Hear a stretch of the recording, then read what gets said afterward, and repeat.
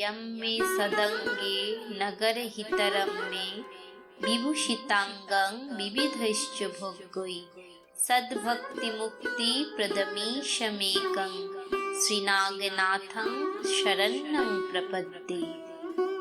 কথায় আছে ভক্তের ভগবান। ভক্তের খুশিতে যেমন আনন্দিত হন তিনি, তেমনি ভক্তের দুঃখেও দুঃখিত হন। আর সেই ভক্ত যদি বিপদে পড়ে, তাহলে তাকে রক্ষা করতে স্বয়ং ভগবানকেই অবতীর্ণ হতে হয় ত্রাতার ভূমিকায়।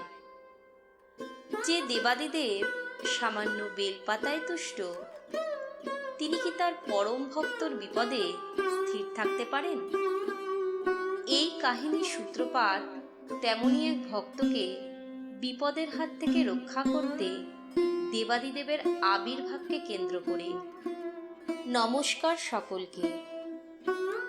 আজ দ্বাদশ জ্যোতির্লিঙ্গ সিরিজের সপ্তম পর্বে ষষ্ঠ জ্যোতির্লিঙ্গ শ্রী নাগেশ্বরের সৃষ্টি কাহিনী নিয়ে আপনাদের সামনে উপস্থিত হয়েছি পুরাণ দর্পণ চ্যানেলের সম্পূর্ণ নতুন একটি এপিসোডে।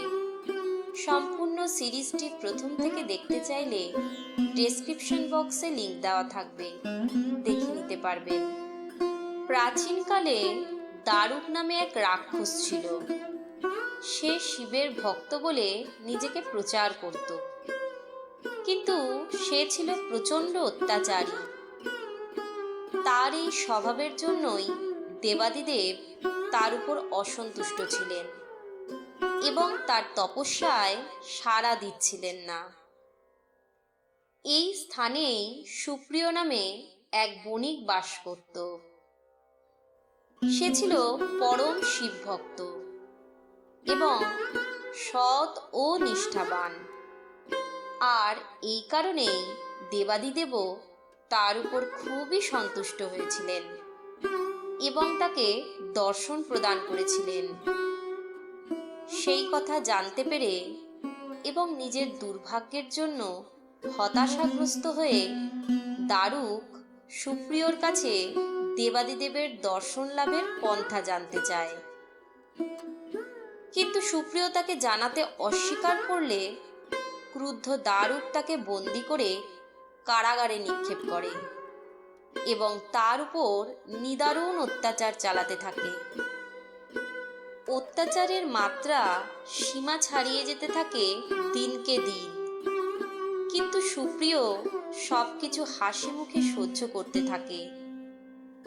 এমতো অবস্থায় দারুক তার স্ত্রী দারুকির পরামর্শে সুপ্রিয়কে হত্যা করার সংকল্প করে কারাগারে উপস্থিত হলে আচমকাই সেই কারাগারের ভূমি ভেদ করে সেখানে দেবাদিদেব আবির্ভূত হন এবং পাশুপত অস্ত্র নিক্ষেপ করে দারুক এবং তার সাম্রাজ্য ধ্বংস করেন।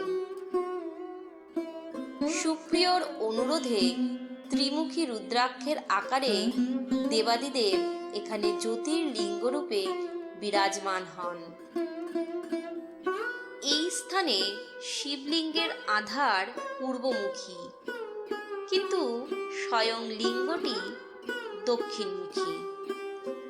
এর কারণও সেই একই রকম। ভক্তর ভক্তিতে আপ্লুত হয়েছিলেন দেবাদিদেব। নামদেব নামক এক ভক্ত রোজ এখানে এসে তার গানের মাধ্যমে দেবাদিদেবের প্রতি শ্রদ্ধা নিবেদন করতেন। এতে মন্দিরের অন্যান্য কিছু ব্যক্তিবর্গ বিরক্তি প্রকাশ করেন এবং তাকে শিবলিঙ্গের সামনে থেকে অন্য স্থানে সরে যেতে বলেন। তখন নামদেব সেই আদেশ পালন করে মন্দিরের দক্ষিণ প্রান্তে স্থানান্তরিত হলে আশ্চর্যজনকভাবে শিবলিঙ্গ দক্ষিণ মুখ ধারণ করেন।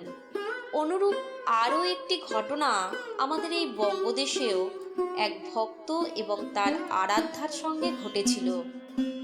আপনারা যদি সে সম্বন্ধে জানতে চান, তাহলে আমাদের কমেন্ট বক্সে লিখে জানাতে পারেন।